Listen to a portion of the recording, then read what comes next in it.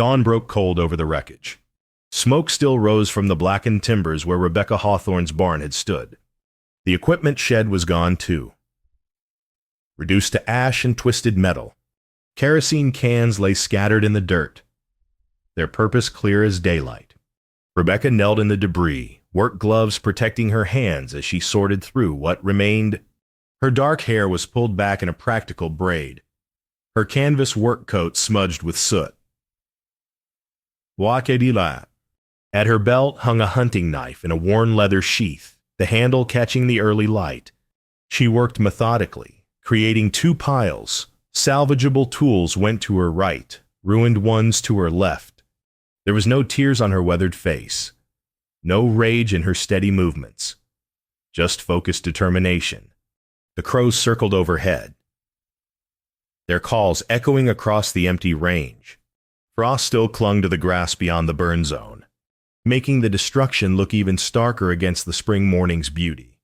Rebecca found her late husband's hammer buried under a collapsed beam. The wooden handle was charred black, but the steel head remained solid. She tested its weight in her hand, nodded once, and placed it carefully in the salvage pile. Still good, she said to the empty air. She knew who'd done this. The Riley brothers had been pressuring her for months to sell. They wanted her land for the creek that ran through it. Water rights meant everything out here, and they'd decided intimidation would work where offers hadn't. They expected her to run, to pack what she could carry, and abandon 3 years of work, to prove what everyone in town whispered, that a widow couldn't hold a ranch alone. Rebecca stood, brushing ash from her knees.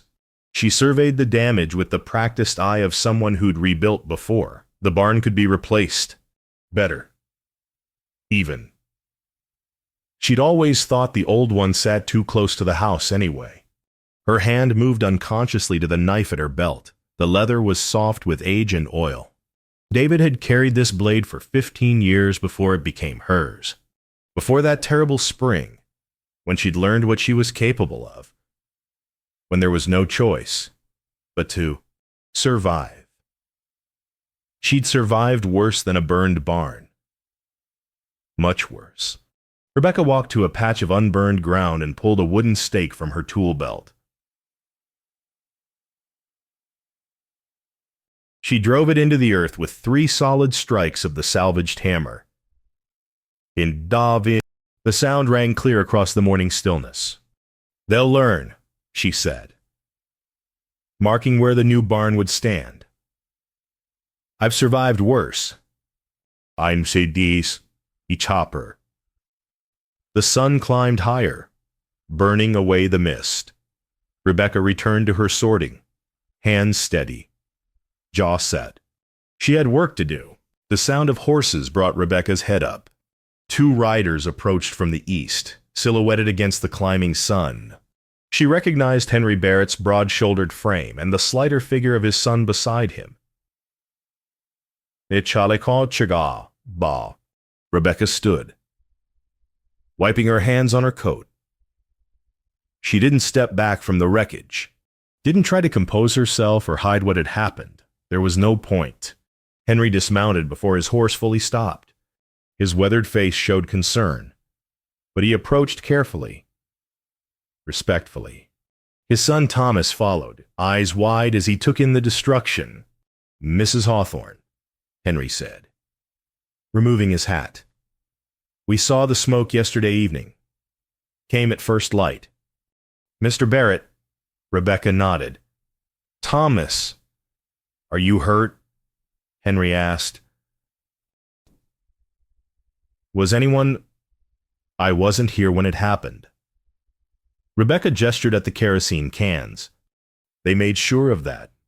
Saw me ride to town for supplies. Did their work. And left. Henry's jaw tightened. Thomas stared at the cans, understanding dawning on his young face. I'd like to help, Henry said. If you'll have it, I can bring lumber, tools, men. We could start rebuilding by week's end. Rebecca studied him. She knew the Barrett reputation, fair dealings, honest work, good to their word. But she also knew how Charity felt. And she'd had her fill of it since David died. I can pay in work trade, she said finally. Once I'm back on my feet, I won't take charity. Wasn't offering charity. Henry met her gaze steadily. Was offering partnership. You helped my brother through his bad winter 2 years back. Barretts pay their debts. And something in Rebecca's chest loosened slightly. She nodded once. Then I'd be grateful for the help. They walked the burn site together. Rebecca sketched her plans in the dirt with a stick, a larger barn. Better position, with a proper hay loft. Henry contributed ideas about timber bracing and roof pitch. They talked like equals, like ranchers who understood the land's demands. Thomas hung back, watching them work through the details. His eyes kept returning to the knife at Rebecca's belt. We stasi. That's fine craftsmanship, he said when there was a pause in the conversation. Rebecca's hand moved to the knife unconsciously. Her fingers traced the worn grip. It was my husband's. Now it's mine. Something in her tone made Thomas step back slightly, not fear respect. Like he'd stumbled near something sacred and knew to tread carefully. Henry cleared his throat. We'll come back tomorrow with supplies. Daybreak. I'll be ready. Rebecca extended her hand. Henry shook it firmly. As they mounted their horses, Henry spotted the kerosene cans again. His expression darkened. The Rileys. Yes. They'll try again.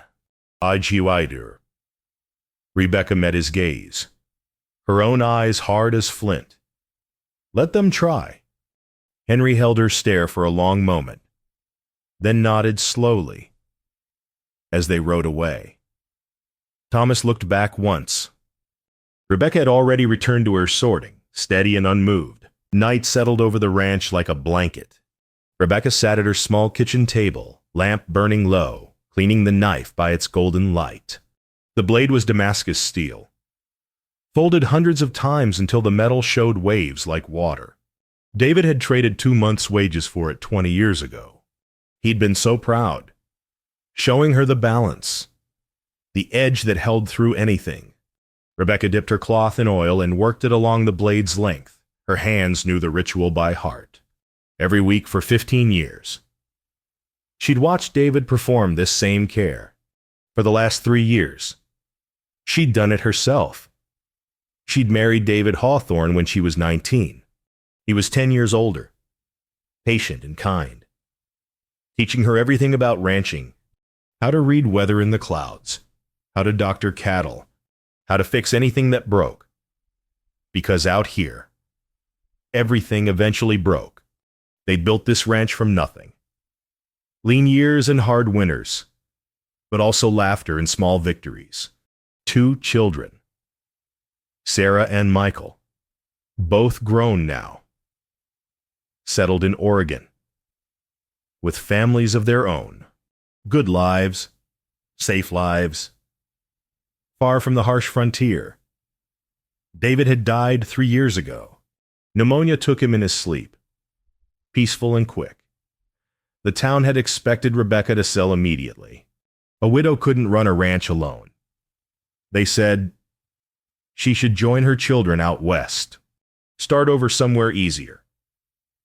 Instead, she'd stayed, proved she could manage.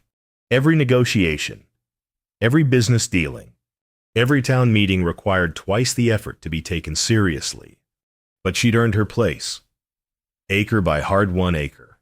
Rebecca's hand trembled slightly as she moved to the knife's point.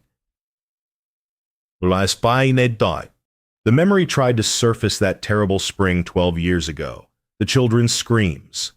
David away on a cattle drive, the mountain lion circling at twilight. She set down the cloth and gripped the handle tight. Never again, she whispered to the empty cabin. Never helpless again. Morning came with the sound of wagons, Rebecca stepped outside to find Henry's promise made real. Scoop. 3 wagons loaded with lumber, tools, and supplies. Henry sat on the first one. Thomas drove the second. 3 Barrett ranch hands followed with the third. Henry climbed down and tipped his hat. Figured we'd get started. Rebecca felt something unfamiliar stir in her chest. Not rescue, she didn't need rescuing. But alliance, partnership. The weight shared instead of carried alone. The corners need stakes first, she said, her voice steady. Ground soft from the spring melt. We'll need deep foundations. You heard the lady. Henry called to his men. Let's dig in. They worked through the morning. Rebecca directing placement while the men excavated post holes. She moved among them confidently, checking depth and alignment. No one questioned her authority. By noon, 4 corner posts stood solid in the earth. Rebecca used her salvaged hammer to drive the last stake home. The sound rang clear and true. What had burned would rise again, stronger than before. And this time, she wouldn't build it alone. 2 weeks passed in steady work. The barn's frame rose against the sky, skeletal but strong. Rebecca worked alongside Henry's men, matching them timber for timber. Her hands blistered, then calloused. Her shoulders ached each night, but it was the good ache of building something real. Henry brought lunch daily, and gradually their conversations extended beyond construction. They talked about cattle breeding, rotational grazing, the changing frontier. He listened when she spoke, considered her ideas. Never once suggested she might be wrong simply because she was a woman. Thomas became her shadow. The boy had an endless appetite for knowledge, and Rebecca found herself enjoying the teaching. She showed him how to read clouds for rain, how to judge timber strength by its grain, how to calculate load-bearing angles in his head.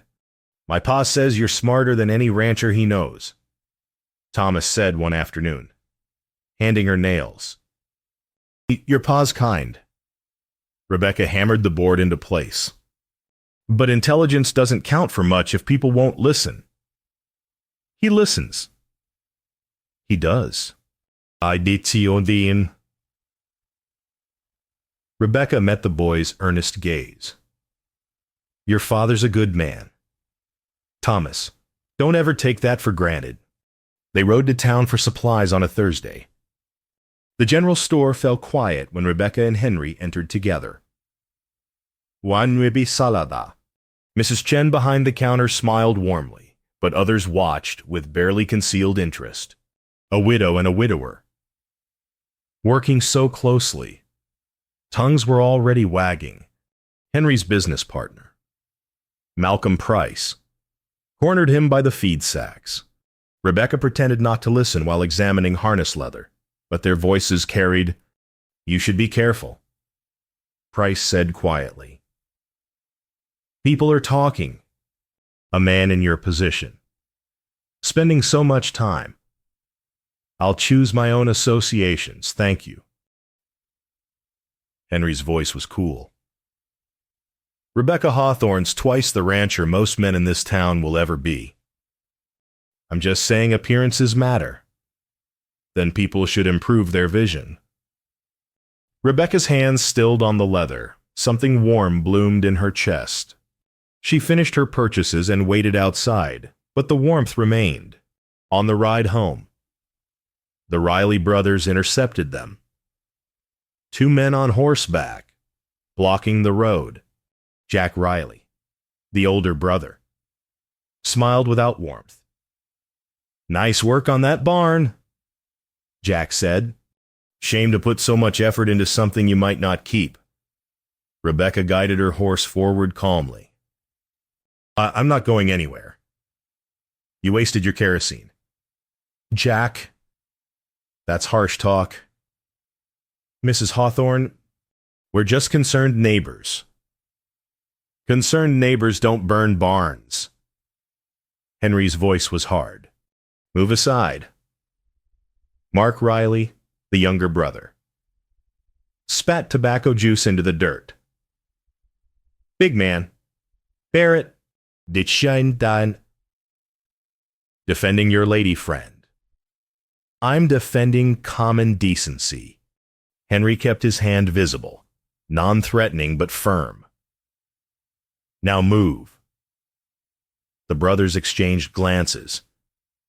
Something passed between them, calculation. Maybe frustration. Finally, Jack pulled his horse aside. Enjoy your building, he said. While it lasts. They rode on in silence. Rebecca's heart hammered, but her hands stayed steady on the reins. Thomas looked back nervously until his father told him to face forward. A China reply. That evening, after the others had left, Henry lingered. He helped Rebecca secure tools, neither speaking much. Finally, he broke the silence. I meant what I said to Price. You're one of the finest ranchers I know. Rebecca looked at him across the twilight. You don't have to defend me. Henry, I know. He smiled slightly. Doesn't mean I won't. After he rode away, Rebecca stood watching the barn's frame silhouetted against the stars. Something was building here beyond timber and nails, something that scared her almost as much as it warmed her. The barn was nearly complete. Walls stood solid. The roof needed only shingling. Rebecca and the crew gathered in its shade during the afternoon heat, passing a water bucket between them. Thomas sat near Rebecca, eyeing the knife at her belt. He'd noticed it every day, but never asked directly. Now, emboldened by weeks of working together, his curiosity won out. Mrs. Hawthorne, those notches in the handle, what are they for? The crew fell quiet. Henry looked up from where he'd been examining roof joints. Rebecca took a long drink of water, considering she'd never told this story to anyone but David, but these people had earned something from her. They'd shown up, worked hard, treated her with genuine respect. Maybe it was time. They're from 12 years ago, she said finally. Early spring, just after the thaw.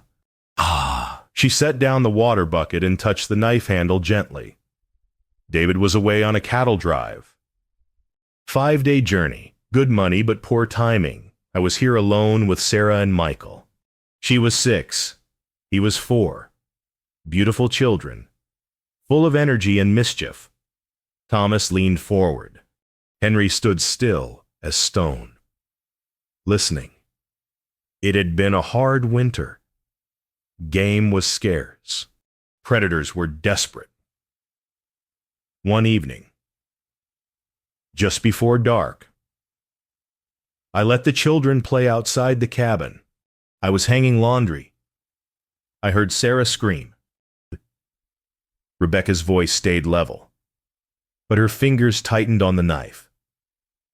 2 mountain lions, probably a mating pair, starving after the lean months. They'd been stalking my babies. The first one was crouched a spring when I saw it. What did you do? Thomas whispered. I grabbed the only weapon within reach, David's knife. Hanging by the door, I got between them and my children, told Sarah to run inside with Michael and bar the door. Then I waited. The men sat transfixed. Rebecca looked at the knife, remembering. The first lion attacked. I wounded it badly enough to drive it back. Cut deep across its shoulder. The second one circled. Considering, we stood there, predator and mother, both protecting our own. How long? Henry's voice was rough. Forever. Probably 5 minutes. I met its eyes. Didn't blink. Didn't back down. My children were behind me, and there was no one else coming. It was just me and this blade and whatever strength I could find. She looked up at her audience, seeing their awed faces. Eventually, both lions retreated. I got inside, barred the door, held my babies while they cried. When David came home 3 days later, I'd cleaned the knife and hung it back in its place. Didn't tell him for months. Didn't want him thinking I couldn't manage. Thomas's eyes were huge. You fought 2 mountain lions, right, with just a knife. I didn't fight them. I stood my ground. Rebecca's voice dropped. I wasn't brave. Thomas. I was terrified. My hands shook so hard, I nearly dropped the blade. But my children were behind me. And there was no choice but to endure. And she turned the knife, showing them the notches clearly. I carved these after to remember. When you have no choice but to endure, you find strength you never knew existed. Gentleness and ferocity, they're not opposites. They both live in a mother's heart. Henry stared at her with an expression she couldn't quite read. Respect, certainly. But something deeper, something that made her chest tighten. They call. This knife reminds me who I became that day, Rebecca finished softly. Someone who could protect what mattered most. The silence stretched, sacred and complete. Then Thomas spoke, his voice cracking slightly with emotion. You're the bravest person I've ever met. Rebecca smiled sadly. I'm just someone who survived. That's all any of us can do, survive what comes, and hope we're strong enough when it matters. Work resumed, but everything had changed. The men moved around her with a new awareness. Henry watched her with eyes full of something that looked like wonder.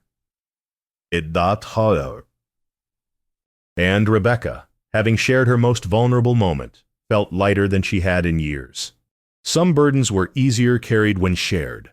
The letter arrived on a Tuesday. Legal papers from the county clerk, delivered by a nervous young man who wouldn't meet Rebecca's eyes.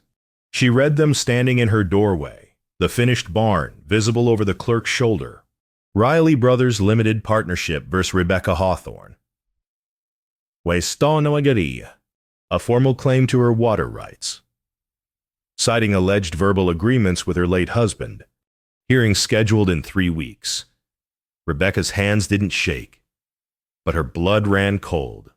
This was worse than burning barns. This was a knife aimed at everything that mattered. She rode to town immediately. Papers clutched tight. The county clerk, an older woman named Martha Hayes, looked genuinely sympathetic. I'm sorry.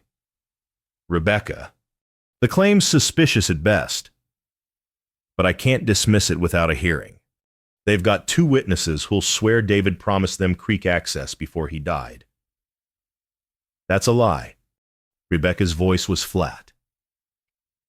David would never have promised our water away. I believe you, but I need proof, or the judge won't care what I believe. Without secure water rights, Rebecca couldn't run cattle through summer. Her financial projections crumbled like dried mud. Even with the rebuilt barn, losing the creek meant losing everything. The town divided quickly. The Rileys were wealthy, influential. Some townspeople suggested Rebecca should negotiate, compromise, perhaps sell partial rights. Others stayed silent, unwilling to take sides against powerful men. Henry argued forcefully in her defense at the general store, his voice carrying through the aisles. Malcolm Price pulled him aside afterwards, voice tight with frustration. You're damaging your reputation over this. Henry, the Rileys have lawyers, witnesses, money. Rebecca's just what? Henry's voice was dangerous. I'd stay annoyed. Just a widow, just a woman. She's got more integrity in her little finger than the Rileys have in their entire operation. That's not the point. That's exactly the point. The argument ended badly. Price left, shaking his head. muttering about lost contracts and foolish loyalty. That evening, Henry came to Rebecca's ranch with an offer. Let me help with the legal fees. I know lawyers in Denver. Good ones. We can fight this. No. Rebecca's response came too sharp, too quick. Rebecca, I won't be anyone's charity case. She turned away, arms wrapped tight around herself. I've spent 3 years proving I can stand alone.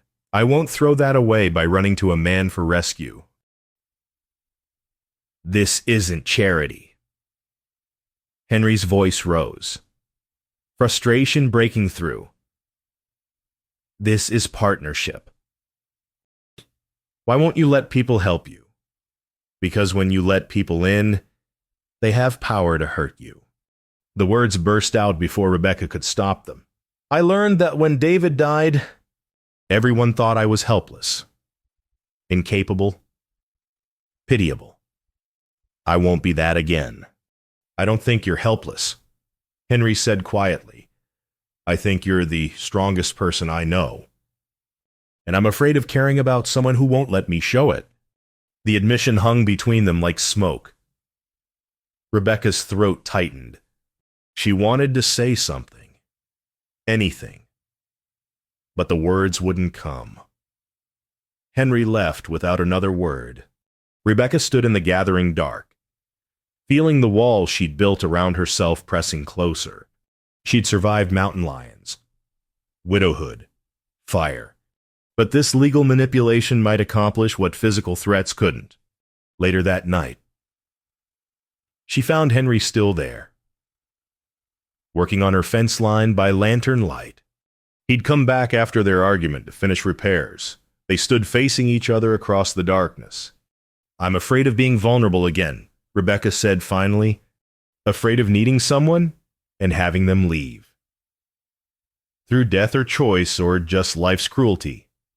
I'm afraid too, Henry admitted. Afraid of caring this much. Afraid you'll never let me close enough to matter. The honesty broke something open in Rebecca's chest. She reached out, took his hand. Didn't say anything more, just held on. It wasn't resolution, but it was truth, and maybe that was enough for now. The Riley brothers brought 3 witnesses to the land office. Men Rebecca didn't recognize, who swore they'd heard David Hawthorne promise creek access in exchange for help with a difficult calving season. It was specific enough to sound plausible, vague enough to be unprovable. Rebecca had no witnesses. David was dead. The truth died with him, and lies filled the space left behind. She sat in her cabin that night, truly despairing for the first time. The knife lay on the table before her, lamplight catching the Damascus waves. She'd survived so much, but legal manipulation might succeed, where physical danger had failed. The unfairness of it burned. She'd fought for every inch of this land, proved herself capable again and again, and now men with money and false witnesses could take it all away with paperwork. La Sissa Dal. A knock at the door interrupted her spiral. Thomas stood there, holding a covered dish. Pa sent dinner, he said, then hesitated. Can I come in? Rebecca stepped aside, surprised. Thomas set down the food and looked around her small cabin with a boy's unfiltered curiosity. He noticed the knife on the table. Will you tell me more stories? He asked. About building this ranch. Something about his earnest face broke through Rebecca's despair. She found herself talking, sharing memories of early struggles. The first hard winter when they nearly lost everything. The spring when their well went dry and they hauled water from the creek for weeks. Hainaw. Small victories earned through stubborn perseverance. Thomas listened with complete attention, occasionally asking questions, and slowly. Rebecca felt her strength returning. These memories mattered. This history was real. Legal papers couldn't erase what she'd built and survived. Midday noun. My pa says you're the strongest person he knows, Thomas said finally. He says strength isn't never falling down. It's getting back up every time. Rebecca managed a small smile. Your pa's a wise man. Thomas grinned, suddenly looking younger. He also says he's in love with you, but he's too scared to say it proper. The words hung in the air like a bell's note. Rebecca's breath caught. Thomas looked mortified, realizing what he'd revealed. I should go, he stammered, backing toward the door. I wasn't supposed to. Thomas. Rebecca's voice stopped him. Thank you. For the food, and the company, and the honesty. After he left, Rebecca sat with this new knowledge. Henry loved her. She'd felt it growing between them, but hearing it confirmed made it real. Made it something she had to acknowledge. She'd been so afraid of vulnerability, so determined to prove she needed no one. But maybe accepting help wasn't weakness. Maybe admitting love wasn't surrender. Maybe it was another form of courage. Morning brought Henry with a proposal. He looked tired, like he'd been up all night. Rebecca invited him in, poured coffee, waited. I've been thinking, Henry said, about a different approach. What if we form a ranching cooperative? Rebecca frowned. Aye. What do you mean this, 6 or 7 neighboring ranchers, including you and me. We file legal papers creating a partnership for shared water management. What in Iden? Everyone has equal access to creek water across all our lands. Individual claims become irrelevant because we're operating as a unified entity. It's Sonermo Maha and Ra. Hope flickered in Rebecca's chest. Would that work legally? Martha Hayes thinks so. I spoke to her yesterday. If we present a cooperative structure, the Rileys' claim against your individual rights becomes meaningless. They'd have to challenge the entire cooperative, and that's a much harder case. Österini. Rebecca stood, pacing her small kitchen. Who else would join? I've already talked to 5 ranchers. Small operations like yours, people who'd benefit from shared resources and mutual protection. They're willing if you are. You did this for me. It wasn't a question. I did this for us. Henry met her eyes. We build something bigger than any one of us. Something they can't tear down. Together. The word hung between them together. Not rescue, not charity. Partnership in its truest form. Rebecca could still refuse to fight alone. Maintain her hard-won independence. But looking at Henry's hopeful face, thinking of Thomas's words, remembering that sometimes survival meant accepting alliance, she found her answer. Let's build that cooperative. She extended her hand. Together. Henry took her hand, held it longer than necessary. They stood in the morning light, 2 survivors finding strength in each other. Each died the fight wasn't over, but they wouldn't face it alone. The 6 ranchers filed their cooperative papers on a Friday. Rebecca stood with Henry, Thomas, and 4 other small landholders while Martha Hayes reviewed their documents. My immediate cell. The structure was elegant shared water management. Mutual defense agreements. Coordinated land use.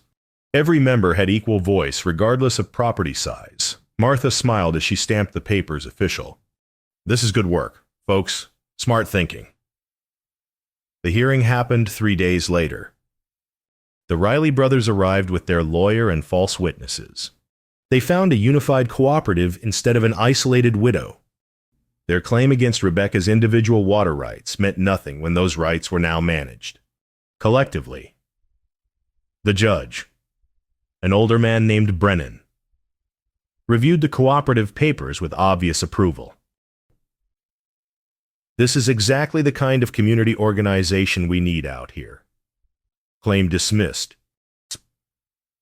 Jack Riley's face went red. You can't just, I can, and I did. Brennan banged his gavel. Next case.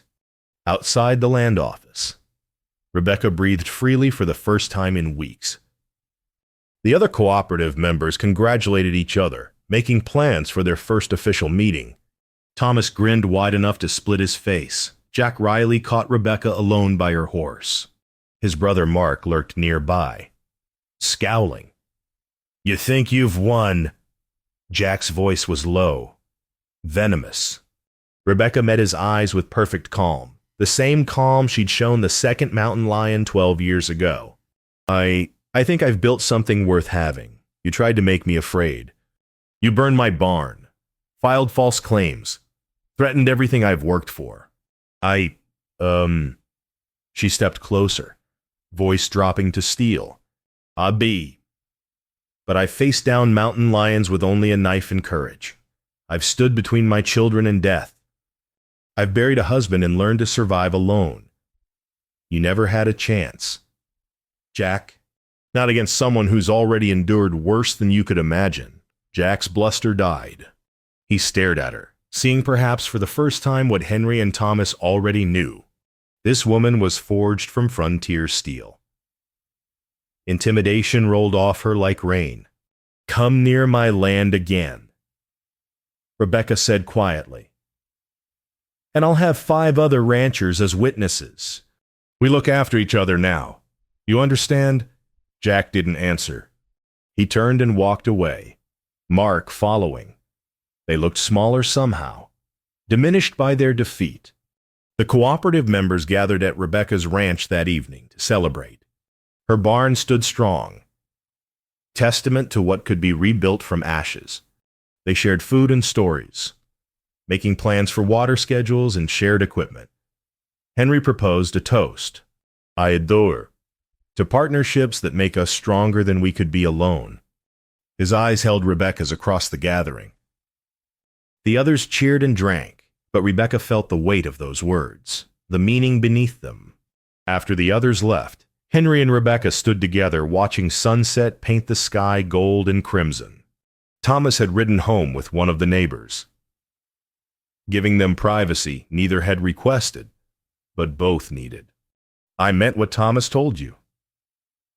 Henry said finally, I'm in love with you, Rebecca.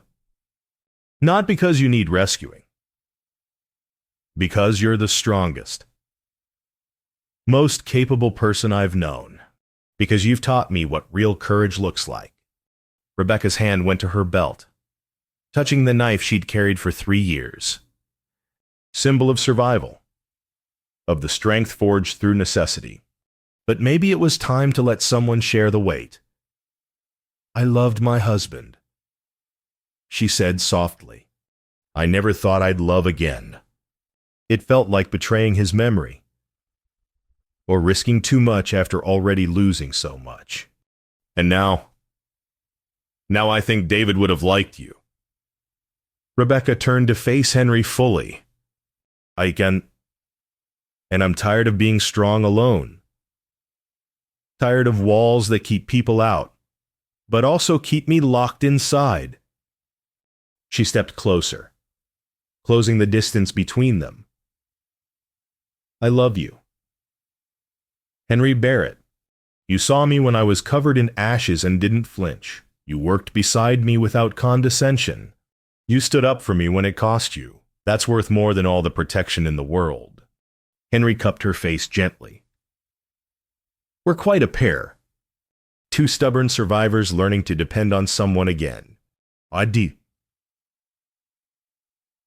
Rebecca smiled, and it felt like the first real smile in years. Then let's survive together. When he kissed her, it was gentle and sure, a promise. not a rescue. Partnership in its deepest form. The sunset burned gold behind them, and Rebecca felt something she hadn't experienced since David died. Not just survival, but joy. Not just endurance, but hope. They stood together as darkness fell. Two people who learned strength through solitude, now choosing the courage of vulnerability. The barn rose behind them, rebuilt from ashes, stronger than before. Just like them. 6 months passed like a dream.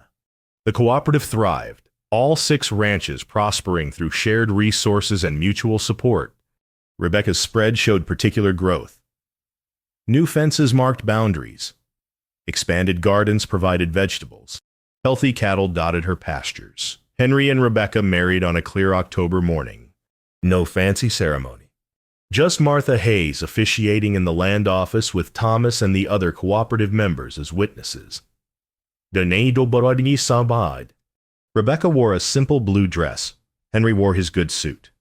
They spoke their vows with the same straightforward honesty that had built their relationship. In Chainstana, Thomas stood as best man, proud enough to burst. Afterwards, he'd pulled Rebecca aside. "I'm glad Pa found you," he said. "I'm glad we found you." "I'm glad too." Rebecca hugged him tight. "You're a good young man." Thomas Barrett.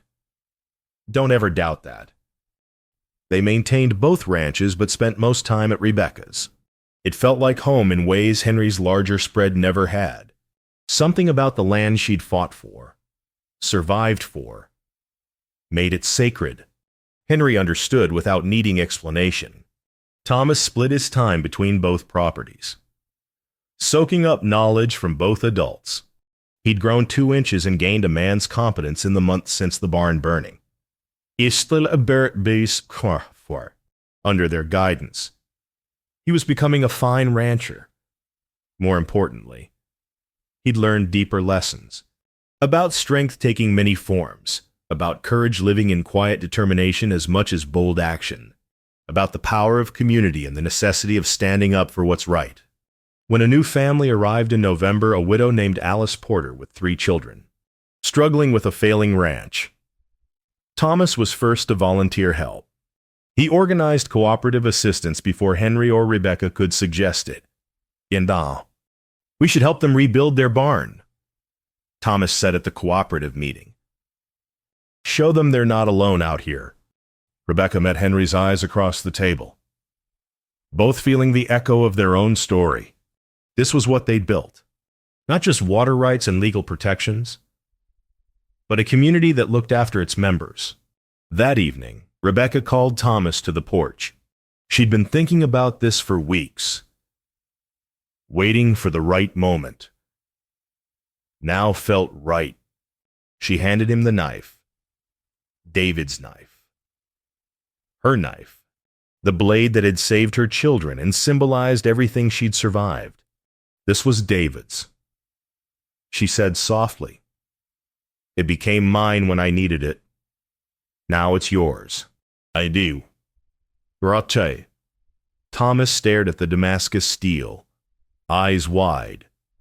"Mrs. Rebecca, I can't." "You can. You understand what it represents. Not violence, but protection. Not aggression, but courage to stand firm when it matters. The willingness to face down threats to keep safe what you love."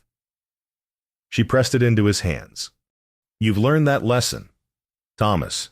I see it in how you helped today, how you step up without being asked, how you treat people with dignity and expect the same in return. That's what this knife means. And you've earned it." Thomas's voice cracked. "Thank you. I'll take care of it. I promise." "I know you will." Rebecca smiled. "Now go practice your throwing technique. That blade's got good balance." And after Thomas left, Rebecca stood with Henry watching the first snow of winter fall. Soft flakes drifted down. covering the ranch in white. The barn stood solid. Dark timber against pale sky, light spilled from the cabin windows. Warm and golden. What are you thinking?" Henry asked, pulling her close. "That some things need to burn before they can be rebuilt stronger." Rebecca leaned into his warmth. "That loneliness makes you tough, but love makes you whole. That I survived everything meant to break me, and I'm still here. Still standing." She looked up at him, snow catching in her hair. "But I'm not alone anymore.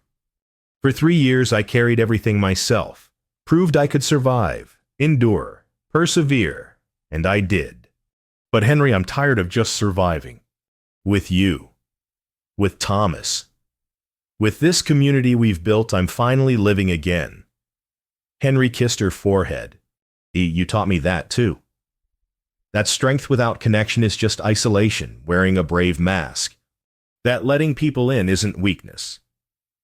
It's the hardest kind of courage. Rebecca agreed. They stood together as snow fell soft as blessing. Behind them, the cabin glowed with light and warmth. Before them, the land stretched vast and wild, full of promise. Their land now, held in partnership with neighbors who'd become family. Rebecca no longer wore the knife at her belt. It had passed to the next generation, as it should. But sometimes, in quiet moments, she still held it. Remembered that terrible spring when she'd learned who she could become. Remembered the barn burning and the ashes she'd risen from. Remembered that the strongest things are built not in isolation, but in community. Not through solitude, but through the courage to be vulnerable. Not by surviving alone, but by choosing to live together. It's spark and Michael Byro. The snow fell heavier now, transforming the world into something clean and new. Henry's arm tightened around her shoulders. From inside, they heard Thomas laugh at something on the radio. "I'm home," Rebecca whispered. "After everything, the fighting, the fear, the surviving, I'm finally home." Henry smiled against her hair. "We both are." They turned together and walked inside, into warmth and light, and the life they'd built from ashes. The door closed behind them. The snow fell on, and the frontier, for once, was gentle.